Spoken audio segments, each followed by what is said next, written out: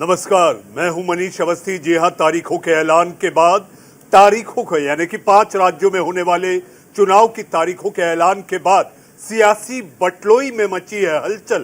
किसकी गलेगी दाल, इसको लेकर मचेगा बवाल। तो मैं लेकर आया हूं इंडिया का सवाल। नमस्कार, मैं हूं मनीष अवस्थी और मेरे साथ हैं सरफराज सैफी।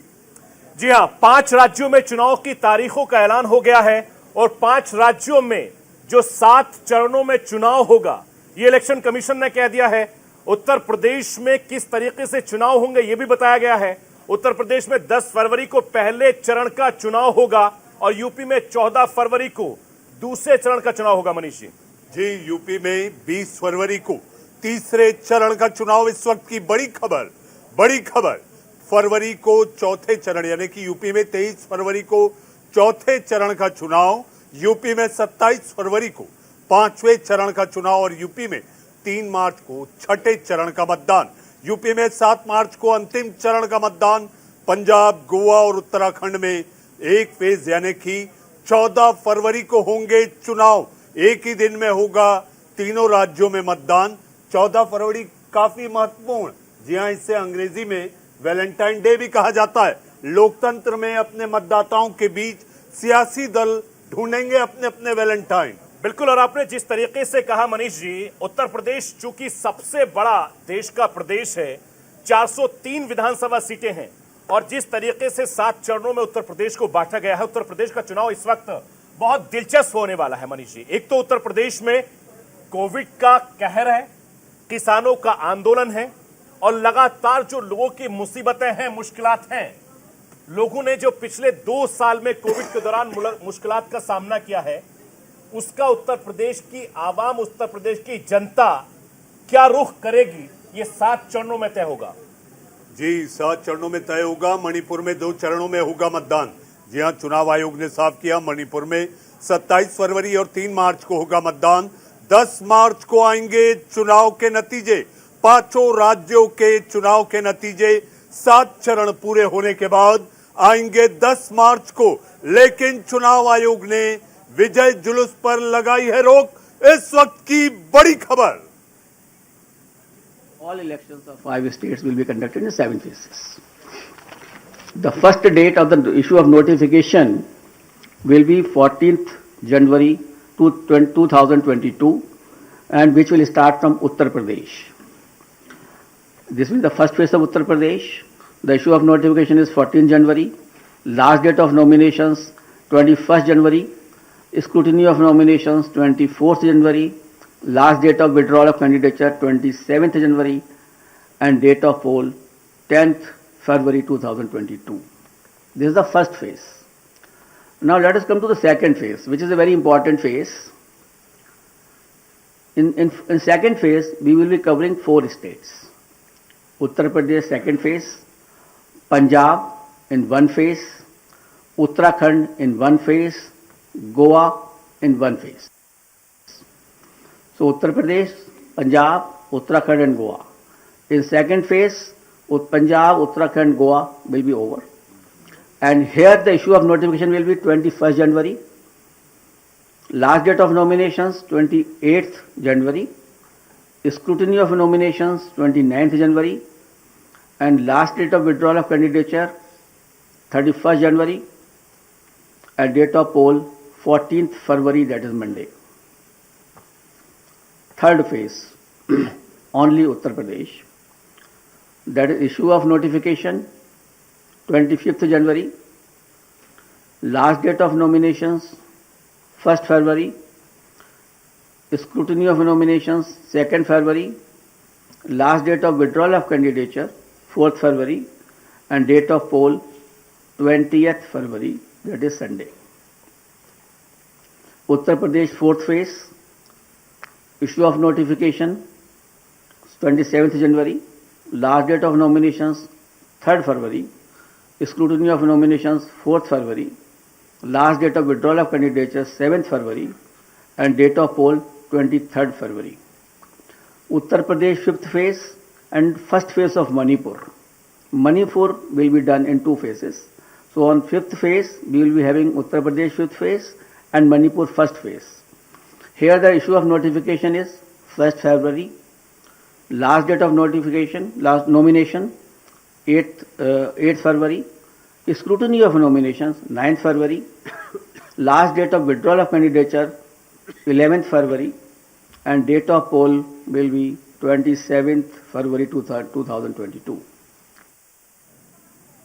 5 राज्यों में लोकतंत्र के उत्सव की तारीखों को साझा करते मुख्य चुनाव आयुक्त सुशील चंद्रा। जी हां सरफराज जी, 5 राज्यों की तारीखों का ऐलान हो गया, लेकिन सबसे सख्त पाबंदी है 15 जनवरी तक रोक की। आखिर क्या कहा सुशील चंद्रा ने, वो भी आपको सुनाते हैं।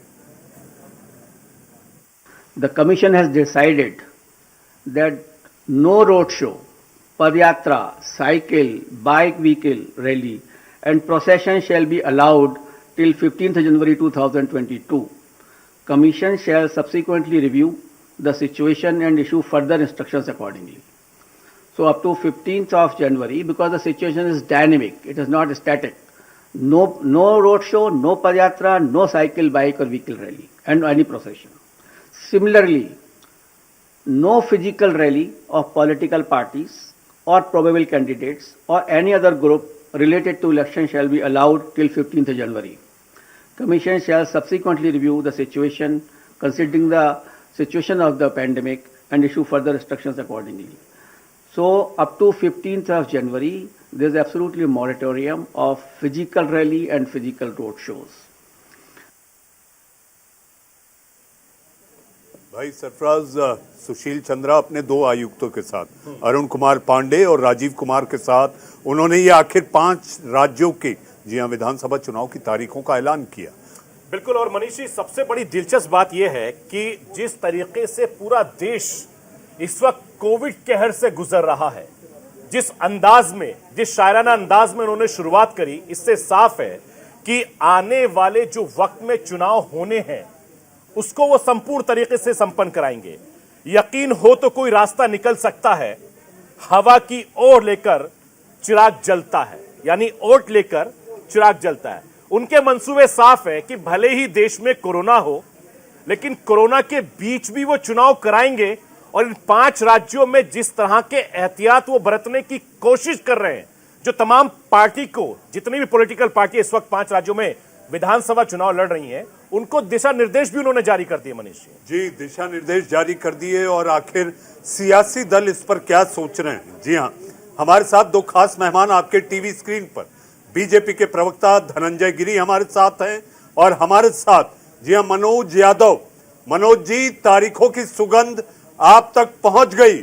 जी हां, यूपी में सुगंध को लेकर जो दुर्गंध मची थी, अब तारीखों की सुगंध को लेकर कैसे आगे बढ़ेंगे सियासी दल?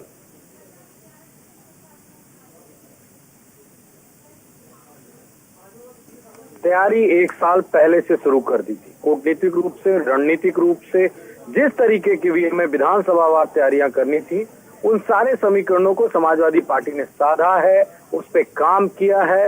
वो अलग बात कि अगर हमको अब रैलियां करने का, रथ यात्रा निकालने का मौका नहीं मिलेगा 15 जनवरी तक, तो निश्चित तौर पे वो पाबंदियां बीजेपी पे भी हैं, वो पाबंदियां कांग्रेस पे भी हैं।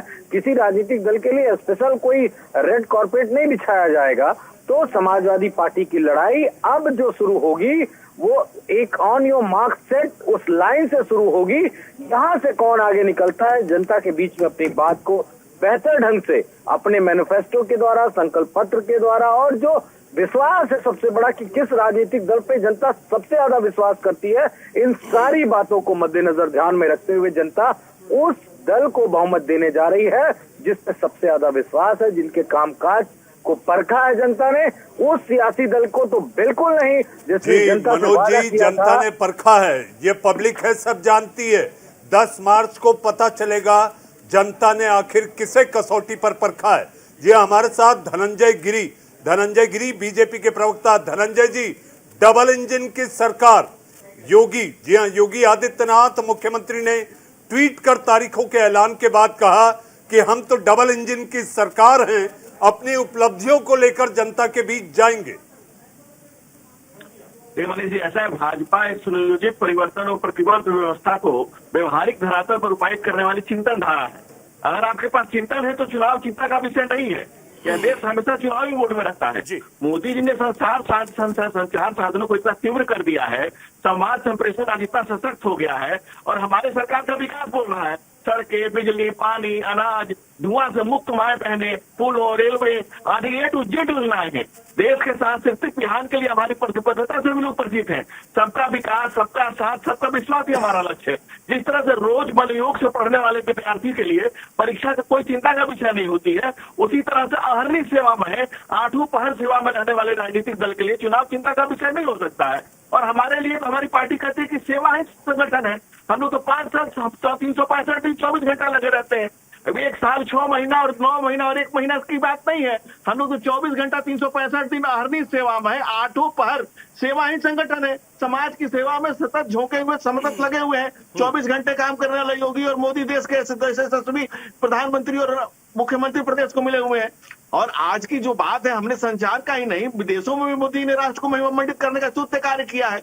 और ऐसे में देश की जनता जो है आज संवाद के माध्यमों से, इतने सशक्त संचार के माध्यमों से इतनी अवगत है कि एक एक व्यक्ति को पता है कौन क्या कर रहा है, सब कुछ खुला हुआ है। इसलिए देश की जनता, प्रदेश की जनता और 5 राज्यों की जनता भाजपा में ठीक है। विश्वास धनंजय जी व्यक्त करेगी। वापस आपके पास लौटेंगे, आप बने रहिएगा, क्योंकि जिस तरीके से चुनाव आयोग ने जो 5 राज्यों के विधानसभा चुनाव की तारीखों का ऐलान कर दिया है, आचार संहिता लागू हो गई है, तमाम नियम, कायदे, कानून चुनाव आयोग ने बता दिए हैं। उत्तर प्रदेश पर हर पार्टी की नजर है, क्योंकि देश का सबसे बड़ा सूबे है, सबसे ज्यादा विधानसभा सीटें हैं वहां पर। 403 विधानसभा सीटों को लेकर किस तरीके से चुनाव आयोग ने रणनीति बनाई है, उसको समझने के लिए अर्चना सिंह के पास चलते हैं। अर्चना इस वक्त हमारे साथ बनी हुई है और खास तरीके से वो आपको बताएंगी कि कब उत्तर प्रदेश में नॉमिनेशन होगा, कब चुनाव होंगे और कब चुनाव का रिजल्ट आएगा। अर्चना जरा दर्शकों को समझाइए और बताइए किस तरह की तैयारी है। सरफराज, विस्तार से हम अपने दर्शकों को समझाते हैं कि 403 सीटों पर किस तरह से चुनाव होंगे, पहले चरण में कितनी सीटों पर चुनाव होंगे, दूसरे चरण में कितनी सीटों पर चुनाव होंगे, नॉमिनेशन की तारीख क्या है, नाम वापस लेने की तारीख क्या है, ये विस्तार से आपको समझाते हैं। पहले फेज में 58 सीटों पर चुनाव होने हैं। ये देखिए 58 सीटों पर पहले फेज में चुनाव होंगे। नोटिफिकेशन 14 तारीख को, 14 जनवरी को जारी होगा। इसके बाद जो नॉमिनेशन फाइल करने की आखिरी तारीख है वो 21 जनवरी है और स्क्रूटनी की जो डेट है वो 24 तारीख है, 24 जनवरी।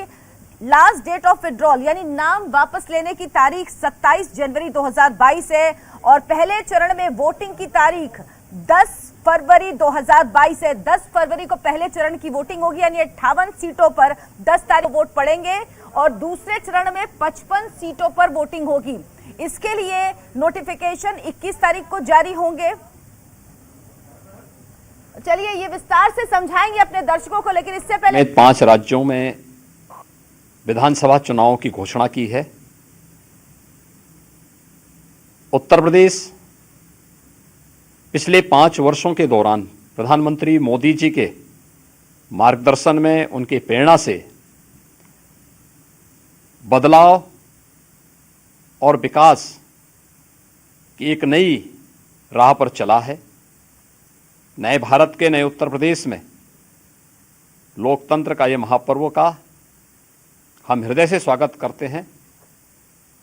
10 मार्च 2022 को जब उत्तर प्रदेश विधानसभा चुनाव के परिणाम आएंगे तो भारतीय जनता पार्टी प्रचंड बहुमत के साथ जनता जनार्दन का आशीर्वाद प्राप्त करने में सफल होगी, इसमें कोई संदेह नहीं होना चाहिए। हाँ, कोरोना महामारी के दौरान सतर्कता और सावधानी हम जरूर रखें। सतर्कता और सावधानी से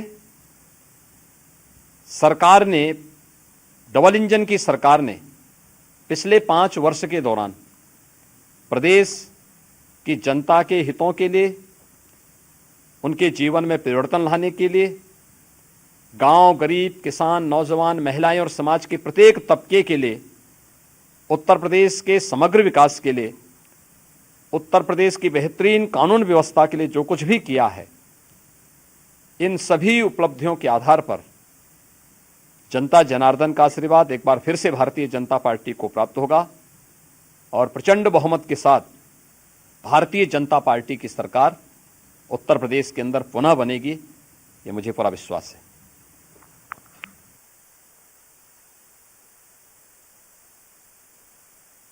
हैं, काफी खुश नजर आ रहे हैं, कह रहे हैं कि डबल इंजन की सरकार है, जो मोदी और योगी ने काम किया मनीष जी, उसका बड़ा फायदा मिलेगा। जी, बड़ा फायदा मिलेगा और खुश से ज्यादा आश्वस्त भी दिखाई दे रहे हैं, क्योंकि उन्होंने अपने बयान में ये भी कहा कि 10 मार्च को जब नतीजे आएंगे तो जनता जनार्दन का पूरा आशीर्वाद किसी और को नहीं बल्कि योगी के नेतृत्व वाली और देश में प्रधानमंत्री मोदी के नेतृत्व वाली बीजेपी को मिलेगा।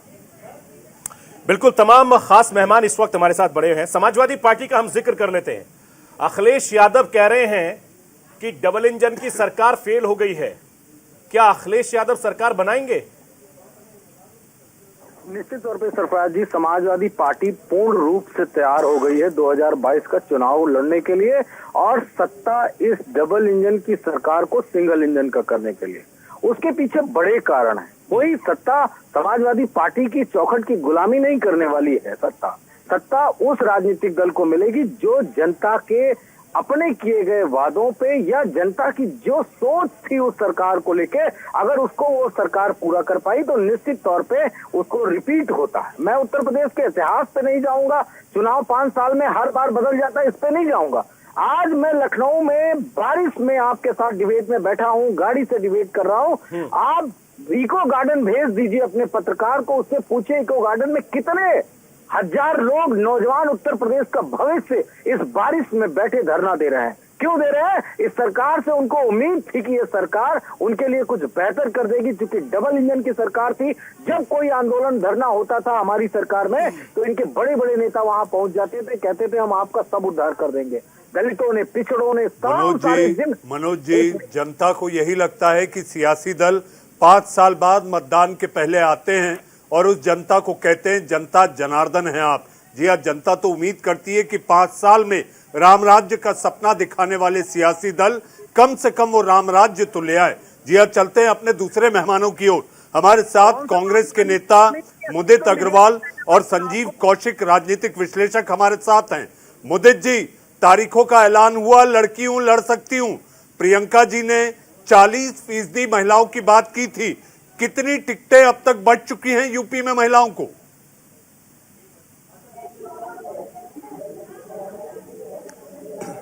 मुदित अग्रवाल तक हमारी आवाज नहीं पहुंच पा रही है। भाई सरफराज, आप तो कोविड काल में बंगाल, बिहार, आप लगातार चुनाव कवर करते रहे।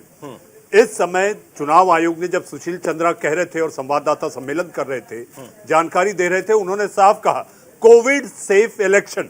मुझे एक जुमला याद आता है, दूसरी लहर के दौरान एक जुमला बना था कि अगर दूसरे चरण से बचना है तो अपने चरण घर के भीतर रखिए। लेकिन लोकतंत्र का उत्सव है, जी हाँ, यही भाग्य विधाता होते हैं। अब अगर 7 चरण का ये चुनाव है तो चरण संभाल के बाहर निकालने हैं।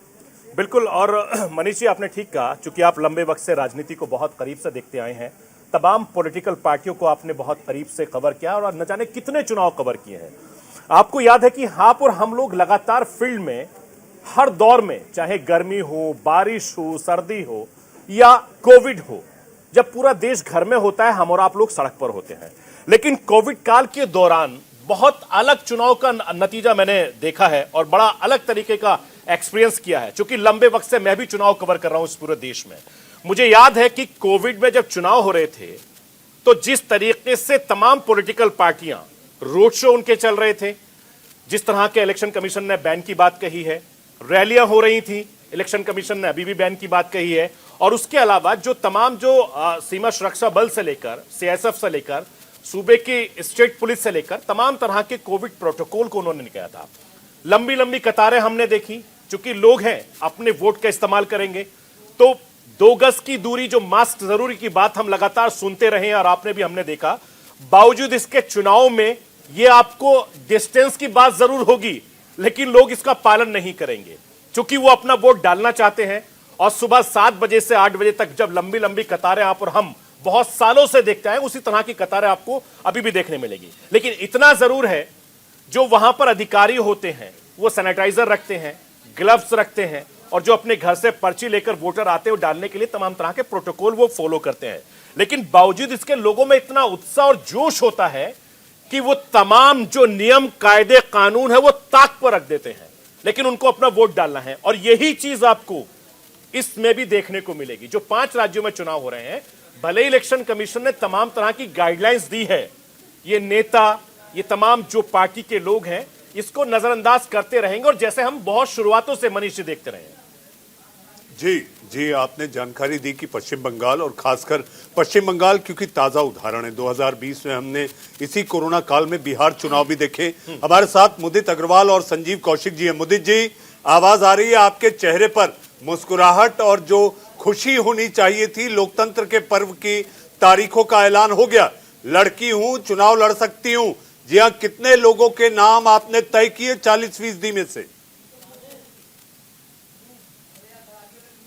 देखिए, अभी तो नाम तय हो रहे हैं ना, तो जब आपके पास आएगी लिस्ट सबको जग जाहिर हो जाएगा। देखिए, एक बात ज़रूर कहता हूँ, इलेक्शन कमीशन ने गाइडलाइंस इशू की हैं कोविड प्रोटोकॉल के तहत। तो देखिए, मैं तो चाहूँगा सब पार्टी उसका सम्मान करें। देखिए, इलेक्शन कमीशन पे बहुत बड़ी जिम्मेदारी है। अभी तक मोदी सरकार के अंदर ये रहा है, इलेक्शन कमीशन वो करता है जो मोदी जी चाहते हैं। अगर बीजेपी से कोई गलतियां होती हैं या प्रधानमंत्री खुद उल्लंघन करते हैं इलेक्शन रूल्स का, उन पे कोई कार्रवाई नहीं होती। मैं तो ईसी से ये इल्तिजा करूंगा कि कोई भी पार्टी हो, चाहे बीजेपी भी हो, चाहे प्रधानमंत्री जी भी हो, कोई इलेक्शन कोड ऑफ कंडक्ट का अगर उल्लंघन करे, उन पे भी कार्रवाई होनी चाहिए। हमने अमूमन देखा है प्रधानमंत्री जी पे कोई कार्रवाई नहीं होती है। ये आपका फिर यूपीए की सरकार में हमने देखा है, यूपीए की सरकार में हमने भी कवर किया है, लेकिन जिस तरह के एलिगेशन आप लगा रहे हैं, इसके ऊपर आपके ऊपर भी, आपकी पार्टी के ऊपर भी इस तरह के एलिगेशन लगते रहे थे। हम वापस लौटेंगे। अर्चना भी हमारे साथ बनी हुई है। अर्चना जरा बताने की कोशिश करेंगे, उनसे भी हम समझने की कोशिश करेंगे। मनीष जी, जिस तरह से जिक्र कर रहे थे कि यूपीए के दौरान हमने और आपने न जाने कितने चुनाव कवर किए हैं, ऐसे जो आरोप प्रत्यारोप का दौर पॉलिटिकल पार्टियां लगाती हैं एक दूसरे पर, वो लग रहा है और वो आगे भी चलता रहेगा। जी, ये लगातार परंपरा के तहत होता है, वार पलटवार। इसको शब्द अलग अलग दिए जा सकते हैं, संज्ञा अलग अलग दी जा सकती है, लेकिन मुदित अग्रवाल का चेहरा, मुदित का मतलब होता है प्रसन्नता, उनके चेहरे पर प्रसन्नता दिखाई नहीं दे रही थी, क्योंकि कांग्रेस के लिए सबसे बड़ी चुनौती है, सबसे बड़ी चुनौती है कि आखिर हम 403 सीटों पर चुनाव लड़े तो कैसे लड़े, क्योंकि लोग कहां हैं। 40% महिलाओं के आरक्षण की बात है, क्या 40% महिलाएं मिलेंगी? ये सारे सवाल और चुनौती बड़ी चुनौती है। और इसके साथ साथ संजीव कौशिक हमारे साथ हैं। संजीव जी, राजनीतिक विश्लेषक हैं आप। तारीखों का ऐलान है। मुदित अग्रवाल, मुदित का मतलब होता है प्रसन्नता, प्रसन्न रहना। मुदित जी के चेहरे पर प्रसन्नता दिखाई नहीं दी मुझे। संजीव कौशिक, देखिए मनीष जी, चाहे सरकारें कांग्रेस पार्टी की रही हो या भारतीय जनता पार्टी की रही हो, ये कहने में कोई गुरेज नहीं है कि संवैधानिक संस्थाओं का इस्तेमाल तो वो करती रही है या झुकाव भी होता रहा है। पिछले कुछ वर्षों में हमने देखा है, यदि इलेक्शन कमीशन की इस तरह की बात हो रही है, तो ये जो हम प्रेस कॉन्फ्रेंस देख रहे थे या जो घोषणाओं की बात देख रहे थे, उसमें कोई नई बात हमको नहीं लगी। नई बात ये लगी कि 15 तारीख तक आपको रैलियों पर रोक लगा देनी है, बिल्कुल घर से बाहर नहीं निकलना है, या तमाम तरह की जो पाबंदी पहले वाले इलेक्शन में थे, वही कमोबेश पाबंदियां अभी भी दिखाई दे रही है।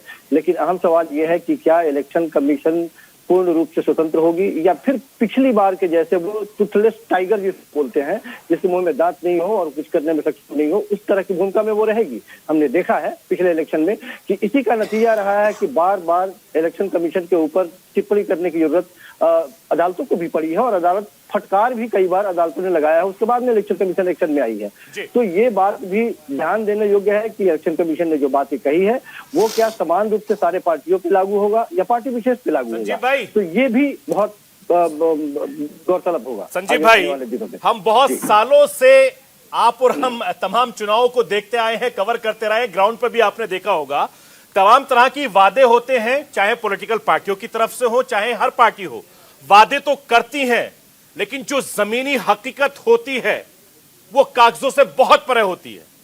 जी, मैं भी इसी की बात कर रहा हूं कि बिल्कुल मैं आपकी बात से सहमत हूं कि, लेकिन एक आम आदमी जो बैठ करके बड़ी इत्मीनान से टीवी पे देख रहा था कि घोषणा होगी, इसके बाद में शायद जो रैलियों में लाखों लाख की भीड़ है कम पड़ जाए, कोरोना का ये दहशत हमने पिछले साल देखा है जिस तरह से झेला है, तो सारे लोग चाह रहे थे, या ये भी चाह रहे थे कि अभी भी चाह रहे हैं कि इस पे लगाम लगाई जाए, और कम से कम, क्योंकि लोकतंत्र का ये उत्सव है सबों के लिए, चाहे पक्ष में जो बैठी हुई सत्ता में पार्टी जो बैठी है वो, या विपक्ष में जो बैठी हो वो, सबों के लिए इसका इंतजार बड़ी शिद्दत से था। और भारतीय जनता पार्टी तो खास करके चुनाव बड़े अंदाज से लड़ती है, और बड़े मनोयोग से लड़ती है, पूरी तन्मयता से लड़ती है।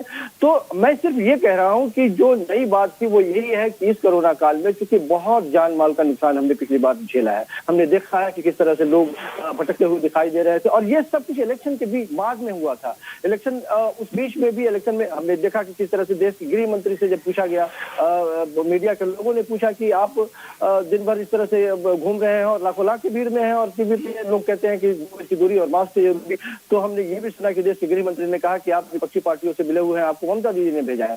तो इस तरह की बातें, और ये भी देखा कि यदि चेहरे पे मास्क नहीं है तो कई लोगों के चालान करते हुए देखे, और हमने ये भी देखा कि कई लोगों को कोई पूछने वाला नहीं था। तो इसीलिए मैंने कहा कि क्या सिलेक्टिव जो नैतिक जी, मुदित अग्रवाल हमारे साथ जुड़ चुके हैं। संजीव जी, आऊंगा आपके पास। बड़ी शालीनता से एक राजनीतिक विश्लेषक का जो काम होता है वो आप अपने अंदाज में कह रहे थे। मुदित अग्रवाल जी, मुदित जी, स्वतंत्र, निष्पक्ष और सुरक्षित चुनाव सबसे बड़ी चुनौती चुनाव आयोग ने भी कहा। क्या आपको लगता है चुनाव आयोग ने तारीखों का ऐलान कर कोई चूक की या चुनाव टाल दिए जाने चाहिए थे? देखिए, ये तो कॉन्स्टिट्यूशन ही बताएगा कि चुनाव टाल दिए जाने चाहिए थे, नहीं जाने चाहिए थे। जहां तक मुझे ख्याल है चुनाव हुए ये अच्छी बात है, लेकिन कोविड प्रोटोकॉल का ध्यान रखा जाए, ये उससे भी ज्यादा जरूरी है। का ध्यान रखा जाए, ये उससे भी ज्यादा जरूरी है। और सबसे ज्यादा जरूरी है चुनाव फ्री और फेयर हो भी और दिखे भी कि ये हो रहे हैं। तो इसमें इलेक्शन कमीशन का बहुत बड़ा रोल आता है। मेरी आवाज कट गई थी पहले। देखिए, इलेक्शन कमीशन का मोदी जी के जब से प्रधानमंत्री बने हैं इनका ट्रैक रिकॉर्ड ज्यादा अच्छा है नहीं। ये हमेशा बीजेपी और प्रधानमंत्री जी का फेवर करते हैं, जो नहीं होना चाहिए। प्रधानमंत्री के लेवल पे भी करते हैं, ग्राउंड लेवल कॉन्स्टिट्यूंसी लेवल पे भी करते हैं। देखिए, 2019 के इलेक्शन भी हमने देखा, प्रधानमंत्री जी मंच पे आके घृणा की बातें करते थे और वोट के आप अपनी कास्ट के नाम पे भी वोट मांगते थे, लेकिन उनके अगेंस्ट कोई एक्शन नहीं होता था। ये भी हुआ था ओडिशा में, जब उनके प्रधानमंत्री का हेलीकॉप्टर चेक किया गया, उस ऑफिसर को सस्पेंड भी कर दिया गया था। जो ऐसे संदेश नहीं जाने चाहिए कि प्रधानमंत्री जो चाहे कर सके, रूलिंग पार्टी जो चाहे कर सके। इसका इलेक्शन कमीशन को ध्यान रखना चाहिए। भारत के गणराज्य बनने के बाद इलेक्शन होने हैं। सिर्फ एक टिप्पणी और करूंगा जी, आप अपनी बात पूरी करें। सिर्फ एक टिप्पणी और करूंगा जी, एक चीज और कहूंगा। देखिए, अगर आप मुदित जी, एक मिनट आपको रोकूंगा, मेरे पास एक इंफॉर्मेशन आ रही है, जरा मैं अपने दर्शकों को बता दूं ताकि अपडेट भी रहे।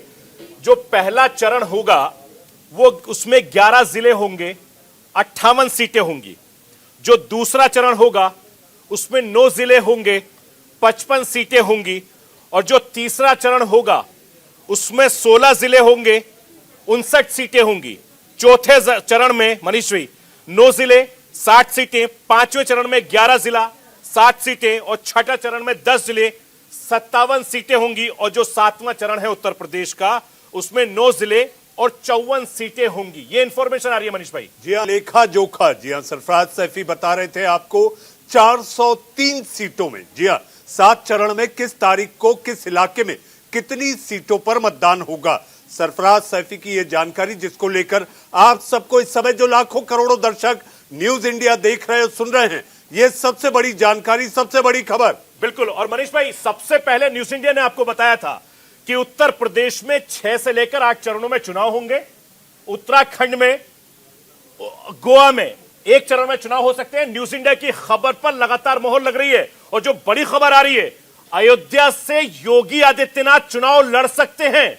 इस वक्त की सबसे बड़ी खबर न्यूज इंडिया के दर्शकों को बता दें कि अयोध्या से यूपी के मुख्यमंत्री योगी आदित्यनाथ चुनाव लड़ सकते हैं। हालांकि ये खबरें आ रही थी कि वो मथुरा से चुनाव लड़ सकते हैं, लेकिन अब ये खबर आ रही है कि वो अयोध्या से चुनाव लड़ेंगे। विवेक तिवारी हमारे संवाददाता इस वक्त मेरे साथ बने हुए हैं। विवेक, क्या इंफॉर्मेशन आपके पास? योगी आदित्यनाथ से जुड़े 2 उनके करीबी आदमी, मैं नाम लेना चाहता हूं, वो 3 दिन पहले अयोध्या आए हैं और अयोध्या लगभग 400 बूथ अध्यक्षों के साथ उन्हें एक मीटिंग कराई गई है। उस मीटिंग में सारे बूथ अध्यक्षों को एक किट दी गई है, जिसमें स्मार्टफोन है, काले रंग का वो किट है, और उसमें एक स्मार्टफोन है और कुछ नगद भी है जो इनको कहा गया कि अपने अपने बूथों में आप पूरे मन से लगिए और मुख्यमंत्री आपसे खुद वर्चुअली मीटिंग करेंगे। इसके अलावा दूसरी सूचना ये है कि एक यहाँ पर बीजेपी प्रत्याशी के लिए अयोध्या के अंदर एक अलग से ऑफिस खोजा जा रहा है और उस ऑफिस से लगा हुआ एक ऐसी जगह भी ढूंढी जा रही है जिसमें कई सुरक्षा कर्मी आकर के रह सकते हैं। ये 3-4 बातें हैं जो बीते 3 दिनों के अंदर डेवलप हुई हैं। और आपको बता दें कि मुख्यमंत्री बनने के बाद 40 बार योगी आदित्यनाथ अयोध्या का दौरा कर चुके हैं किसी न किसी वजह से। और ये अटकलें लगाई जा रही थी कि क्या वो अयोध्या से चुनाव लड़ना चाहते हैं। यहाँ के लोग भी इस बात की डिमांड कर रहे हैं कि वो अयोध्या से चुनाव लड़े। लेकिन ये जो डेवलपमेंट हुआ है, बूथ अध्यक्षों से मीटिंग करना और उनको किट देना और अयोध्या में उनके लिए एक अलग से आवास और ऑफिस ढूंढना, ये सारा ये साबित कर रहा है कि उत्तर प्रदेश में इस बार योगी आदित्यनाथ अयोध्या से चुनाव लड़ने जा रहे हैं। हालांकि उनसे जब ये पूछा गया तो उन्होंने कहा जैसा हमारी पार्टी तय करेगी वो करेंगे, लेकिन जो संकेत मिल रहे हैं। विवेक, मुझे स्मरण आता है कि आपने यूपी की एक और बड़ी खबर, चाचा भतीजे एक साथ आएंगे चुनाव में, ये भी आपने दी थी। और ये दूसरी बड़ी खबर, टीम योगी अयोध्या पहुंच चुकी है और ऐसे कयास और आसार हैं कि मुख्यमंत्री योगी आदित्यनाथ अयोध्या से चुनाव लड़ सकते हैं। जी हां, हमारे साथ दो और मेहमान समाजवादी पार्टी के प्रवक्ता मनोज यादव, धनंजय गिरी बीजेपी के प्रवक्ता हमारे साथ हैं। धनंजय जी, आखिर जय जयकार जनता जनार्दन उपलब्धियों पर देगी या राम, काशी और मथुरा के नाम पर? देखिए, ऐसा है कि हमारे लिए तो जनता जनार्दन है और जनता का कार्य जिस शिद्दत से, जिस मेहनत से, जिस ईमानदारी से किया गया है, जिस ढंग से प्रदेश का और देश का विकास किया जा रहा है, देश की अस्मिता को आगे बढ़ाया जा रहा है। और जिस मथुरा, काशी और अयोध्या की बात करें, वो भी देश की अस्मिता से जुड़ा हुआ ही प्रश्न है, कोई देश की अस्मिता से बाहर नहीं है। और लेकिन हम लोगों ने एक चीज पर फोकस नहीं किया, हर एंगल को, सबका साथ, सबका विकास, सबका विश्वास और कई चीजों को फोकस किया। जैसे मुस्लिम महिलाओं को 3 तलाक से मुक्ति दिलाना, कोई ऐसा एंगल नहीं है, कोई ऐसा पल नहीं है, कोई ऐसा पहलू नहीं है जिसको यशस्वी प्रधानमंत्री आदरणीय नरेंद्र मोदी ने एड्रेस नहीं किया हो, जिसको नहीं छुआ हो। योगी जी ने सबका विकास किया, सबका एक नजरिए से देखा, सबको, सबका साथ, सबका विकास, सबका विश्वास। और इस जंग से जिस तरह से सतत विकास की गंगा बहाई गई है, जिस तरह से हर कोने को छुआ गया है, हर चीज को स्पर्श किया गया है, देश की विकास को नहीं, देश की अस्मिता को भी शीर्ष पर रखा गया है, देश के गौरव को भी मान मर्यादा मेरे साथ मनोज जी भी लगातार हमारे साथ बने हुए हैं। मनोज जी, योगी आदित्यनाथ तो चुनाव अयोध्या से लड़ेंगे, इस बात की जानकारी मिल रही है। अखिलेश यादव कहां से लड़ेंगे, क्या कुछ तय हो पाया है? योगी जी को बधाई, चूंकि मुझे लगता है कि इतनी बार गोरखपुर का दौरा नहीं किया होगा जो उनका लंबे समय तक संसदीय क्षेत्र रहा, जितना उन्होंने अयोध्या का किया है। और फिर जनता के बीच में जहां पे कुछ काम कराया होगा उसी के आधार पे जाना पड़ेगा। लेकिन एक बड़ा सवाल बुराई क्या है? अगर वो अयोध्या जाते हैं, काशी जाते हैं, मथुरा जाते हैं तो बुराई क्या है? अखिलेश यादव को भी जाना चाहिए। अरे हम कहाँ बुराई कर रहे हैं भाई सरफराज जी, हम तो बधाई दे रहे हैं, हम बुराई नहीं कर रहे। मैं कह रहा हूँ जिस क्षेत्र में मुख्यमंत्री ने काम कराया होगा उसी क्षेत्र से ज्यादा प्रेफरेंस रहेगी कि वहां पे काम करने जाए। भाई कितने लाख दिया जलवाए हैं अयोध्या में, तो वो उनका फर्ज बनता है। जिन्होंने उन दिए के तेल को लेके अपने घर का दिया जलाया है तो वो तो वोट देंगे योगी आदित्यनाथ जी को, इसलिए उनको जाना चाहिए। लेकिन एक बात का स्मरण जरूर योगी आदित्यनाथ को करना चाहिए कि इकलौता अयोध्या ऐसा जिला था जहाँ के ब्राह्मणों ने सरयू जी में खड़े होकर कसम खाई थी और वो जल समाधि उन्होंने लगातार कई दिनों तक खड़े रहे थे। वो कहा था कि हम इस योगी सरकार को उखाड़ फेंकेंगे। लेकिन आपने मेरे सवाल का जवाब नहीं दिया। अखिलेश जी कहां से चुनाव लड़ेंगे ये तो बता दीजिए। पार्टी नेतृत्व जो तय करेगा, नेतृत्व से अभिप्राय संसदीय बोर्ड से है, जो तय करेगा कि आदरणीय राष्ट्रपति जी चुनाव लड़ेंगे अथवा नहीं लड़ेंगे और उनको लड़ाना है चुनाव की अपनी सीट पर लड़ना है, इन सारी चीजों पे संसदीय बोर्ड तय करेगा। उसके आधार पे आपको जल्दी उसकी भी खबर मिल जाएगी। लेकिन महत्वपूर्ण यह है कि योगी आदित्यनाथ मिल जाएगी। मनोज जी खबर मिल जाएगी। खबर तो आज अखिलेश यादव ने दी कि अगर हम जीत कर आए तो लैपटॉप भी बांटेंगे और बिजली भी मुफ्त देंगे, दिल्ली पैटर्न यूपी में। देखिए, दो बड़े बाउंसर समाजवादी पार्टी की तरफ से लगने वाले हैं बीजेपी को, और इस मौजूदा, अब सरकार भी नहीं कह सकता, लेकिन बीजेपी की जो पार्टी उसको लगने वाले। एक अभी इस्तीफे का दौर कल से शुरू होगा बीजेपी के अंदर, ये एक बड़ा बाउंसर। और दूसरा हमारा बड़ा बाउंसर होगा, वो होगा जो हमारा मैनिफेस्टो जिस दिन घोषणा पत्र जारी होगा उस दिन बीजेपी चारों खाने लैंडस्लाइड कर जाएगी, खत्म हो जाएगी बीजेपी। और वो जनता के बीच में हमारा मैनिफेस्टो ही हमारी विजय का सबसे बड़ा हथियार बनेगा, क्योंकि जो समाजवादी पार्टी कहती है वो करती है। और आज तक समाजवादी पार्टी जनता के बीच में जो तमाम आरोप प्रत्यारोप हमारी सरकार पे लगे, पार्टी पे लड़े, लेकिन ये बिल्कुल स्पष्ट है कि जो समाजवादियों ने प्रॉमिस किया जनता से उसको पूरा किया, किसी भी स्थिति में। धनंजय भी लगातार हमारे साथ बने हुए। धनंजय जी, योगी आदित्यनाथ के अयोध्या जाने के बाद उत्तर प्रदेश की जनता में और वोटरों में क्या संदेश जाएगा? हमारे दर्शकों को थोड़ा समझा दीजिए। देखिए, ऐसा है कि अभी जाएंगे नहीं जाएंगे तो तय नहीं है, लेकिन योगी जी पूरे उत्तर प्रदेश के मुख्यमंत्री हैं। मेरे सहयोगी विवेक ने ये जानकारी दी है कि अयोध्या से चुनाव लड़ेंगे, क्योंकि वो लगातार लखनऊ में बैठे हैं। लखनऊ की तमाम पॉलिटिकल पार्टियों के नेताओं के बड़े करीब रहती है हमारी टीम। मैं ठीक है, मैं आपकी बात से एग्री भी कर जाऊं।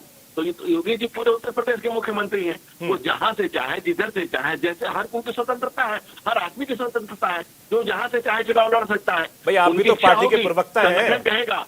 संगठन कहेगा यहाँ से चुनाव लड़ेंगे, क्योंकि हमारे यहाँ पद नहीं है, हमारे यहाँ दायित्व है। जिसको उनको मुख्यमंत्री का दायित्व मिला हुआ है, वो पार्टी के दायित्व का निर्वहन कर रहे हैं। जब उन्हें कहा जाएगा अयोध्या से लड़ने के लिए, अयोध्या से लड़ेंगे। ये पार्टी तय करती है, संगठन तय करता है। हमारे यहाँ हमारा भाई लाख जो संगठन वो तय करता है कि आपको कहाँ से लड़ना है, कि किस जगह से आपको चुनाव लड़ना है। जहां से जो आदेश प्राप्त होगा, हमारे हर कार्यकर्ता उसी ढंग से कार्य करता है। योगी जी को भी जैसा कहा जाएगा वैसा करेंगे। और संदेश तो देखिए, संदेश के तो अपने मायने हैं, हर चीज के अपने मायने हैं। जैसे गंगा के सरजू के रक्त को राम भक्तों के खून रक्त से लाल करने वाले लोग आज सरजू की बात करते हैं, तो ये हास्यास्पद है। और इस तरह की बात भी करते हैं। सरजू के जो राम भक्तों के ऊपर गोलियां चलवाकर सरजू के रक्त को, सरजू के पानी को राम भक्तों के रक्त से लाल करने वाले लोग आज किस मुंह से सरजू के पास जाएंगे, किस मुंह से मथुरा जाएंगे, किस मुंह से काशी जाएंगे? बम बम बोल रहा है काशी। जो विकास हुआ है यूपी का, जो लगातार यूपी का प्रोग्रेस हो रहा है, धनंजय जी, मुझे एक चौपाई याद आती है, जाना था गंगा पार प्रभु केवट की नाव चढ़े। मुझे ऐसा लगता है जाना था चुनाव पार, यानी कि जीतने के लिए योगी अयोध्या की ओर चले। जी हाँ, हमारे साथ हमारी सहयोगी अर्चना सिंह भी कुछ देर में जुड़ेंगी। जी हाँ, उन ग्राफिक्स के साथ कि आखिर यूपी में 7 चरणों में 403 सीटों पर कहां किस तारीख को होगा मतदान। हमारे साथ 2 और मेहमान संजीव कौशिक, भाई सरफराज और मुदित अग्रवाल भी हैं। आप मुझसे जब हम चर्चा कर रहे थे, बातचीत, जब ये प्रवक्ता अपनी अपनी बातें, अपनी अपनी डींगे हाँकते हैं, तो मुझे ऐसा लगता है कि आप जो कह रहे थे कि बाकी और लोग क्या कहते हैं, जरा उनसे भी सुन ले। तो हमारे साथ 2 और मेहमान हैं। बिल्कुल। और सबसे बड़ी बात यह है कि मनीष भाई, कि जिस तरीके से हम ग्राफिक्स के जरिए अपने दर्शकों को दिखा रहे हैं कि उत्तराखंड के चुनाव में, चूंकि देश के प्रधानमंत्री नरेंद्र मोदी लगातार उत्तराखंड गए, एक के बाद एक बड़ी सौगात दी। आप भी गए थे? मैं भी गया था, केदारनाथ बाबा के यहां गया था। और उससे पहले जब से उत्तराखंड अलग हुआ है, लगातार उत्तराखंड के सारे चुनाव मैंने कवर किए हैं। और लगातार उत्तर प्रदेश से लेकर दूसरे राज्यों में आपने और हमने तमाम चुनाव किए हैं।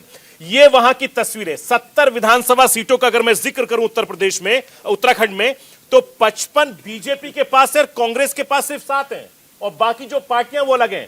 लेकिन जो सिनेरियो इस वक्त बन रहा है, धामी की पीठ जिस तरीके से देश के प्रधानमंत्री लगातार थपथपाते रहे हैं, उससे यह साफ है कि एक बार फिर से उत्तराखंड की सियासत में अलग कुछ कारनामा होगा।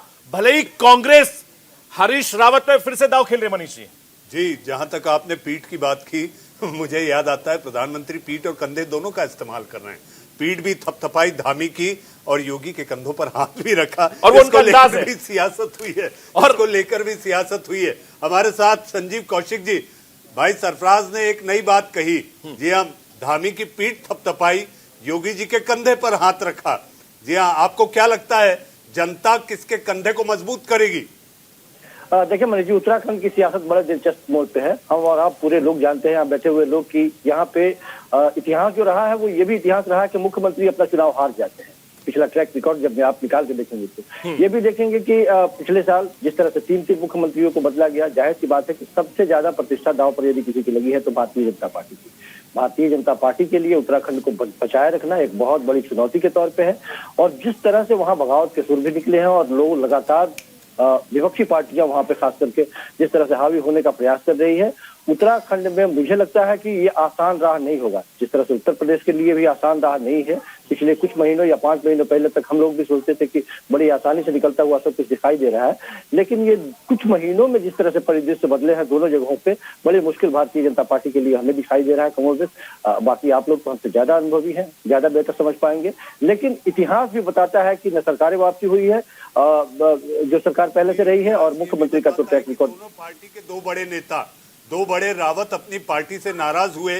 मन मन भावे मूड हिलावे, बाद में जैसे ही पार्टी ने ठुड्डी पर हाथ रखा तो वापस अपने अपने खेमे में लौट गए। मैं बात कर रहा हूं भाई सरफराज, आपको भी याद होगा हरक सिंह रावत और इधर हरीश रावत। लेकिन मुदित जी, लेकिन मजे की बात यह है, मैं मनीष भाई की बात को आगे बढ़ाता हूं। ये जानते हैं कि सियासत में जब भी किसी भी राज्य में उथल पुथल होती है तो पार्टी आला कमान जिस तरीके से हाथ रखता है, उसके बाद तमाम जो पॉलिटिकल पार्टी के नेता हैं वो एक सुर में बोलने लगते हैं।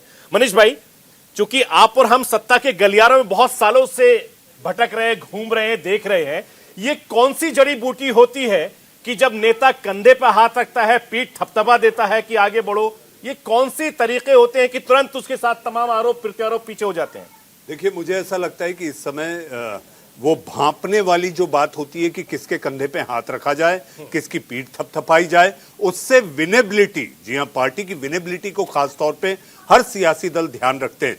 जैसा कि मुदित अग्रवाल, मुदित जी, मैं आपसे पूछना चाह रहा था कि आखिर आपके हरीश रावत, जिसको लेकर सरफराज जी ने भी कहा कि वो भी थोड़े से नाराज हुए, दिल्ली आए और खुशी खुशी लौट गए प्रसन्न होकर। मुदित जी, आज आप प्रसन्न नहीं दिख रहे। आप मेरे को समय नहीं दे रहे ना, मैं तो वेट कर रहा हूं कि मेरी समय आपका, समय आपका लोकतंत्र का उत्सव है, डांस ऑफ डेमोक्रेसी। देखिए जी जी, देखिए जहां तक कंधे पे हाथ रखने की बात है, वो भी मुझे दृश्य याद है। मोदी जी योगी जी के कंधे पे हाथ रख रहे थे, जब आ रहे थे तब भी कंधे पे हाथ था, जब वापस जा रहे के शॉट पे भी कंधे पे हाथ था, लेकिन दोनों में एक फर्क था। पहले में गमछा था, दूसरे में शॉल थी। अब ये आते आगे वाली फोटो और पीछे वाली फोटो में गमछा शॉल में कैसे बदल गया, ये आज तक मुझे समझ में नहीं आया। ये सारी पिक्चर मैनेज हो रही थी। सुनिए, उत्तराखंड की आपने बात की, बीजेपी में एक मिनट मैं यहाँ बात करनी जरूरी है क्योंकि थोड़ी सी दर्शकों को भी दिक्कत ना हो सकता है कि वो तस्वीर सुबह की हो, वो तस्वीर शाम की हो, क्योंकि देश के प्रधानमंत्री नरेंद्र मोदी का स्टाइल है कि जब किसी से बात करते हैं उनका अपना खास होता है तो कंधे पर हाथ रख के बात करते हैं। तो हो सकता है कि वो सुबह की तस्वीर हो, वो शाम की तस्वीर हो। तो वही मैं समझा रहा हूं। देखिए, नहीं वो स्टाइल नहीं था, बाकी सारी चीजें सेम थी, सिर्फ वही फर्क था। वो काफी देर शॉट की तैयारी में लगा होगा ना। देखिए एक्टिंग तो बड़ी अच्छी करते हैं मोदी जी, वो डायरेक्शन भी कर रहे होंगे, पीछे से बता रहे होंगे शॉट ऐसे लो, इससे लाइट अच्छी आती है। तो कम से कम शायद हो सकता है सुबह से शाम तक शॉट लेने में लग गया, वो तैयारी नहीं हो पा रही हो, कभी फ्रेम थोड़ा गलत होगा, कभी डार्क शैडो आ गई होगी। तो पूरा समय मोदी जी वैसे भी कैमरे के सामने ही बिताते हैं। लेकिन राहुल जी कर लेंगे, उनको क्या दिक्कत है? उत्तराखंड में अगर ये काम राहुल जी भी करें तो कोई बुराई तो है नहीं इसमें। बीजेपी के देखिए राहुल जी तो मिलते रहते हैं लोगों से, उनसे फोन पे बात भी करते हैं, लेकिन ये ड्रामा नहीं करते जो मोदी जी करते हैं। नहीं, गलत बात है। देखिए ये देश के प्रधानमंत्री के लिए इतना दिमाग उसमें लगा रही है, डिटेल भूल गए। और देखिए आप कितनी सपोर्ट कर रहे हैं उनके लिए, क्यों नहीं बोलते आप? तो अरे मीडिया मनमोहन सिंह जी के बारे में, मोदी जी मनमोहन सिंह जी के बारे में क्या भद्दी भद्दी भाषा का इस्तेमाल करते थे, तब तो मैंने आप लोगों को मीडिया को सुना नहीं। तो देखिए ऐसे मत कीजिए, दोहरी नीति मीडिया को नहीं अपनानी चाहिए। ऐसी बात नहीं है। देखिए अगर आप चाहते हैं फ्री ऑफ, मैंने यूपीए की गवर्नमेंट को भी बहुत करीब से कवर किया है। एक मिनट सुन लीजिए, मैंने और मनीष भाई ने यूपीए की गवर्नमेंट को भी कवर किया है। जब हमें सवाल पूछने होते हैं, जब आप सत्ता में थे हम भी बीजेपी से पूछते थे, अब आप है तो आपसे भी सवाल कर रहे हैं। तो ऐसा नहीं है कि यूपी की गवर्नमेंट में पूछा और बीजेपी के एनडीए की गवर्नमेंट में पूछा। में तो बीजेपी आप कहां पूछते हैं? नहीं, ऐसा दुराभाव हम नहीं रखते। और जहां तक बात की जाए, निष्पक्ष तरीके से अपनी बात रखते हैं, ना काहू से दोस्ती, ना काहू से बैर। हम तो मांगे इंडिया की खैर। जी हाँ मुदित जी, आते हैं आपके पास। हमारी अपनी सहयोगी अर्चना सिंह, जी हाँ, काफी देर से आंकड़ों की गुणा भाग में लगी थी और ताजा अपडेट के साथ अर्चना अब आपके टीवी स्क्रीन पर होंगी और बताएंगी कि आखिर उत्तर प्रदेश की 403 सीटों को लेकर क्या, कब, कैसे होना है। ओवर टू यू अर्चना। 7 चरणों में 403 सीटों पर चुनाव होंगे। उत्तर प्रदेश के चुनाव सबसे ज्यादा महत्वपूर्ण है। ये 403 सीटें तय करेंगी 2024 का रास्ता जो दिल्ली को जाएगा, और ये हर पार्टी के लिए बहुत महत्वपूर्ण है। पहले चरण का चुनाव 10 फरवरी को होगा, जिसमें 58 सीटों पर वोटिंग होगी, यानी 10 जनवरी को 58 सीटों के लिए मतदान होगा। इसके अलावा 14 फरवरी को दूसरे चरण का चुनाव होगा, जिसमें 55 सीटों के लिए मतदान होगा, यानी लोग 55 सीटों के लिए वोट डालेंगे। तीसरे चरण का चुनाव 20 फरवरी को होगा, जिसमें 59 सीटों के लिए मतदाता उत्तर प्रदेश के मतदान कर पाएंगे।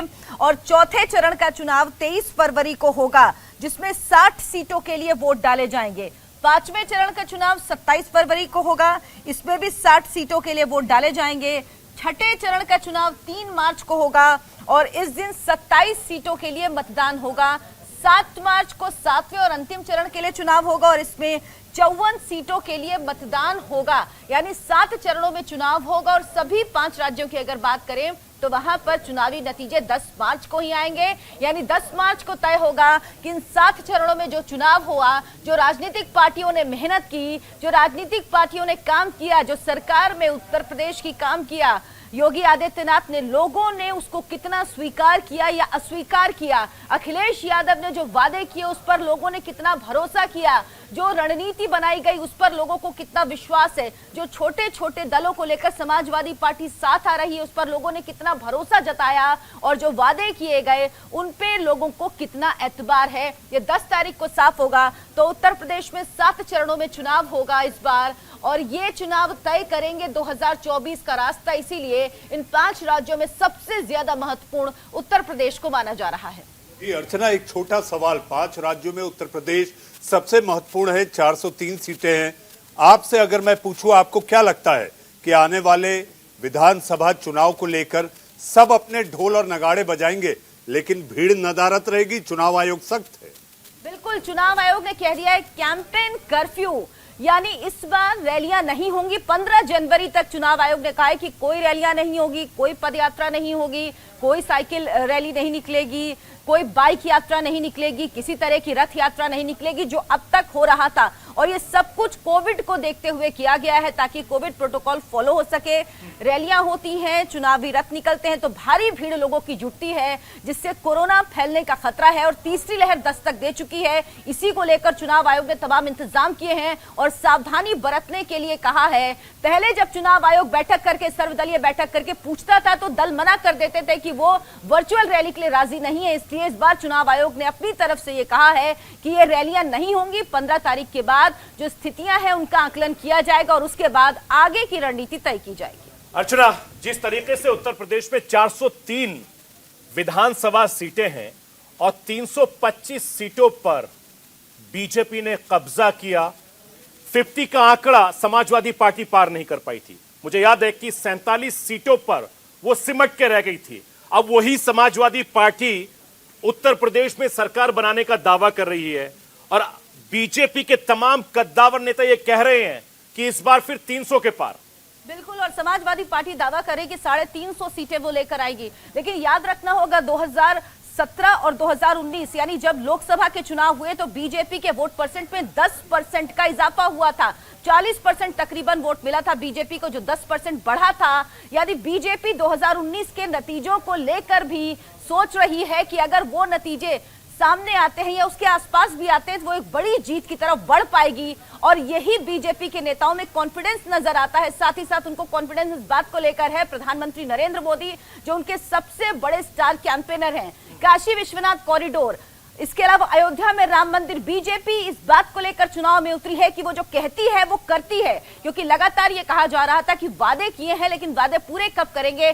356 धारा हटाना, इसके अलावा राम मंदिर का बनना, काशी कॉरिडोर का निर्माण, ये 3 बड़ी ऐसी चीज हैं, 2 तो उत्तर प्रदेश से जुड़ी, जिसको लेकर बीजेपी लोगों के बीच जा रही और दावे कर रही कि उसकी पार्टी सिर्फ वादे नहीं करती बल्कि जो वादे करती है उनको पूरा भी करती है। लेकिन अर्चना, एक सवाल और मेरे जहन में आ रहा है मनीष भाई, सबसे बड़ा सवाल यह है कि उत्तर प्रदेश में बहुजन समाज पार्टी यानी मायावती कई बार की मुख्यमंत्री रही हैं, वो बहुत ज्यादा एक्टिव नजर नहीं आ रही हैं। क्या उसका फायदा उनके भतीजे और भीम आर्मी के जो चीफ हैं चंद्रशेखर उनको मिलेगा या आम आदमी पार्टी को मिलेगा या ओवैसी को मिलेगा? वो वोट बैंक कहां जाएगा? देखिए, जहां तक वोट बैंक की आपने बात की और मायावती का एकदम शांत रहना, जी हाँ, पहले ये लोग कहते थे इनका चुनाव चिन्ह है हाथी, हाथी चलेगा धूल उड़ेगी, मचेगा बवाल, ये सारी बातें, इस तरह के जुमले चलते थे। लेकिन हाथी अभी गजराज के रूप में शांत है। शांत से ज्यादा शायद मायावती ये भाप चुकी है कि वो कितनी ही मेहनत कर लें, कितनी ही कोशिश कर लें, काडर भले ही उनके पास हो, वोट शेयर और परसेंटेज को हम देखें तो वो उनके प्रति समर्पित रहेगा क्योंकि वो काडर होता है, काडर बेस्ड पार्टी है।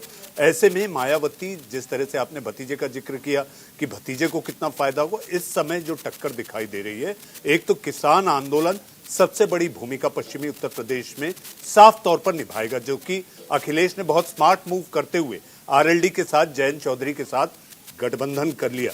ये अपने आप में लगभग 130 सीटों का जो खेल होगा, मुझे ऐसा लगता है जो 2017 में था उसके उलट ये चित्र पश्चिमी उत्तर प्रदेश से जाएगा। दो भाग, पश्चिमी और पूर्वी। पूर्वी से सूर्य उगता है और पश्चिम में सूर्य अस्त होता है। ऐसे में दोनों पार्टियों का दमखम, अगर बात करें बीजेपी समाजवादी पार्टी, तो दोनों अपने अपने क्षेत्र में पूरी ताकत के साथ, दमखम के साथ ताल ठोक कर ये बताने में जुटी हैं कि मुद्दा तो यही था, आपने नहीं देखा। बिल्कुल, लेकिन पूर्वांचल का अगर हम जिक्र करें मनीष भाई, कि पूर्वांचल की 103 विधानसभा सीटें जो इस वक्त पूरा दमखम बीजेपी ने वहां लगा रखा है, और समाजवादी पार्टी ने पूरा दमखम पश्चिम उत्तर प्रदेश की 136 विधानसभा सीटों पर लगा रखा है। अगर हम बीच की मध्य की अगर बात करें, अवध की बात करें, तो तकरीबन वहां पर 118 सीटें हैं। अगर तालमेल जिस तरीके से बिठाने की तमाम कवायद ये पॉलिटिकल पार्टियां कर रही हैं, पूर्वांचल, पश्चिम उत्तर प्रदेश, अवध, ये क्या इशारा कर रहा है? देखिए, इशारा ये कर रहा है, कोशिश तो पूरी करेंगे, क्योंकि अखिलेश ने जो मूव किया, अखिलेश की तरफ एक, आप देखिए छोटे छोटे जो दल हैं, छोटे छोटे दल का रुझान जो बीजेपी के खिलाफ हैं, वो अखिलेश के करीब जा रहे हैं। जहां तक ओवैसी की बात करें, कोई बहुत बड़ा बदलाव या कोई बहुत बड़ी चुनौती ओवैसी नहीं देने वाले। मतदाता जानता है कि किसे अपने वोट देगा, उसकी सरकार बनेगी और वो उसका भाग्य विधाता बनेगा। हमारे साथ अर्चना शायद कुछ और जानकारी के साथ, जो हमें कमांड आ रही है, अर्चना के पास कुछ और जानकारी है। सीधा चलते हैं अर्चना के पास कुछ ताजा अपडेट के लिए। अर्चना। मनीष जी, अब अपने दर्शकों को बताते हैं कि हर फेज में पहले, दूसरे, तीसरे, चौथे, पांचवें, छठे, सातवें चरण में कहां पर चुनाव होंगे। तो पहले चरण में यानी 10 फरवरी को जिन जिलों में वोटिंग होगी वो है शामली, मुजफ्फरनगर, बागपत, मेरठ, गाजियाबाद, हापुड़, बुलंदशहर, अलीगढ़, गौतम बुद्ध नगर, मथुरा और आगरा। ये वो जिले हैं जहां पर फर्स्ट फेज में यानी 10 फरवरी को वोटिंग होगी। 14 फरवरी जिसमें दूसरे चरण का चुनाव होना है, इसमें सहारनपुर, बिजनौर, अमरोहा, मुरादाबाद, रामपुर, संभल, बदायूं, बरेली और शाहजहांपुर, ये वो जगह हैं जहां पर वोट पड़ेंगे। तीसरे चरण यानी 20 फरवरी की अगर हम बात करें तो हाथरस, कासगंज, एटा, फिरोजाबाद, मैनपुरी, फर्रुखाबाद, कन्नौज, औरैया, कानपुर, जालौन, हमीरपुर, महोबा, झांसी और ललितपुर, इसके अलावा इटावा में भी 20 फरवरी यानी तीसरे चरण को वोटिंग होगी। ये बहुत महत्वपूर्ण होगा समाजवादी पार्टी के लिए। चौथा चरण यानी 23 फरवरी को पीलीभीत, खीरी, लखीमपुर, सीतापुर, हरदोई, लखनऊ, उन्नाव, रायबरेली, फतेहपुर और बांदा, इसमें चौथे चरण में वोटिंग होगी। पांचवें चरण में यानी 27 फरवरी को श्रावस्ती, बहराइच, गोंडा, बाराबंकी, अयोध्या, अमेठी, सुल्तानपुर, प्रतापगढ़, कौशांबी, प्रयागराज और चित्रकूट। 27 फरवरी यानी पांचवें चरण में बीजेपी के लिए चुनौती होगी, क्योंकि अयोध्या के आसपास का जो इलाका है, कहा जा रहा है वहां के अगर सिटिंग एमएलए चुनाव लड़े तो वो हार सकते हैं। इसलिए योगी की सबसे ज्यादा उम्मीद है कि वो अयोध्या से चुनाव में उतरेंगे ताकि आसपास की जगहों पर भी उसका असर हो। छठा चरण जो 3 मार्च को होना है, उसमें बलरामपुर, सिद्धार्थनगर, बस्ती, संत कबीर नगर, अंबेडकर नगर, महाराजगंज, कुशीनगर, गोरखपुर, देवरिया और बलिया, यहां पर चुनाव होंगे, इन जिलों में चुनाव होंगे। 7वां चरण जो 7 मार्च को है, आखिरी चरण, इसमें आजमगढ़, मऊ, जौनपुर, गाजीपुर, वाराणसी, चंदौली, मिर्जापुर और सोनभद्र, ये वो जिले हैं जहां पर चुनाव होंगे। यानी 7 चरणों में चुनाव होंगे, हर चरण बेहद महत्वपूर्ण है और इन चरणों में चुनाव होंगे, इन जिलों में चुनाव होंगे। जिलावार हमने आपको बताया कि कब कहां पर वोटिंग होगी, किस चरण में कितने जिलों में वोटिंग होगी। चुनाव आयोग ने कोविड को देखते हुए कोविड प्रोटोकॉल को फॉलो करने के लिए पूरी तैयारियां की है, जिसकी घोषणा और जानकारी आज विस्तार से मुख्य चुनाव आयुक्त ने दी। जी हाँ, जैसा कि हम जिक्र कर रहे थे कि अर्चना के पास वो ताजा जानकारी, ताजा अपडेट की उत्तर प्रदेश के कौन से ऐसे जिले होंगे, किस तारीख को वहां के मतदाता अपने मताधिकार का प्रयोग करेंगे। सरफराज। बिल्कुल, और इस वक्त एक और बड़ी खबर अपने दर्शकों को बता दें कि चुनाव के ऐलान के बाद श्रोमणी अकाली दल के अध्यक्ष का एक बहुत बड़ा बयान सामने आया है, और ये क्या कुछ कहा है वो भी हम आपको बताएंगे।